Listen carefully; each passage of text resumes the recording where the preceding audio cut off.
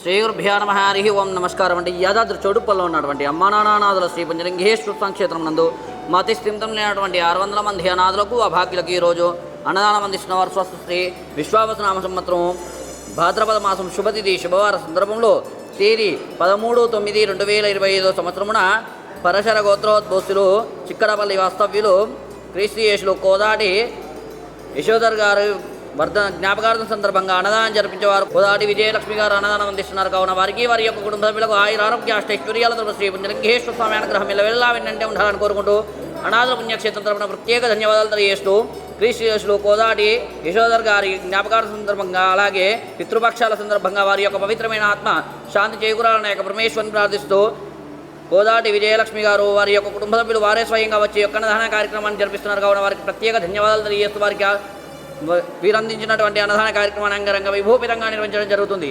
అన్నదాత సుఖీ భవ, అన్నదాత సుఖీ భవ, అన్నదాత సుఖీ భవ.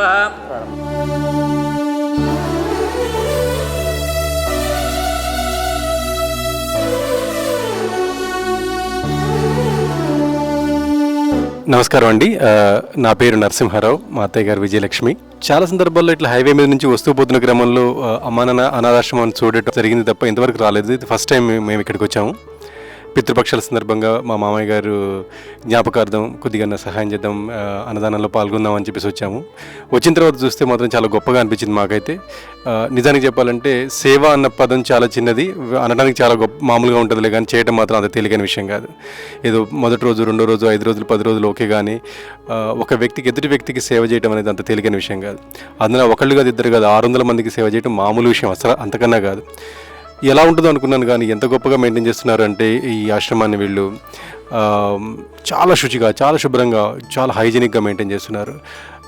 ఎక్కడ కూడా చిన్న విషయంలో కూడా నాకైతే ఇది మామూలుగా ఉందని కానీ, లేదంటే ఇది సరిగ్గా మెయింటైన్ చేయలేదని కానీ నాకు అనిపించలేదు. చాలా బాగుంది. ఇక్కడ నుంచి మేము నల్గొండకి వెళ్తున్నప్పుడు చూస్తున్నాం, కానీ ఎప్పుడు రాలేదు. ఇప్పుడు అనుకోకుండా వచ్చినాం. చాలా బాగుంది, శుభ్రంగా ఉంది. ఇంకా మళ్ళీ వస్తామని చెప్పి అనుకుంటున్నా.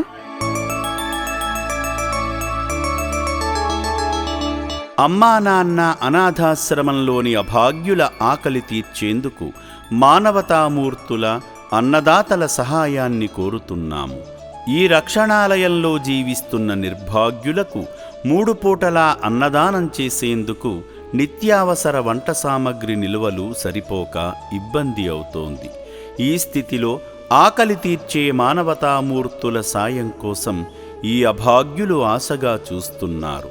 దయగల దాతలారా, వీళ్ళు మీ బిడ్డలే అనుకుని నిత్యావసర వంట సరుకులను అందిస్తే వాళ్ల ఆకలి తీరడం ద్వారా ఆ పుణ్యమంతా మీకే దక్కుతుంది. సేవాభావంతో మీరిచ్చే కేజీ బియ్యంతో 4 అభాగ్యులు కడుపు నిండా తింటారు. 3 పూటల 1800 మంది ఆకలి తీర్చాలంటే ఎంత కష్టమో ఒక్కసారి ఆలోచించండి. దయచేసి బియ్యము, పప్పు, నూనె, కూరగాయలు ఇలా ఏదైనా సాయమందించి శ్రీ పుణ్యలింగేశ్వరుని అనుగ్రహానికి పాత్రులు కండి.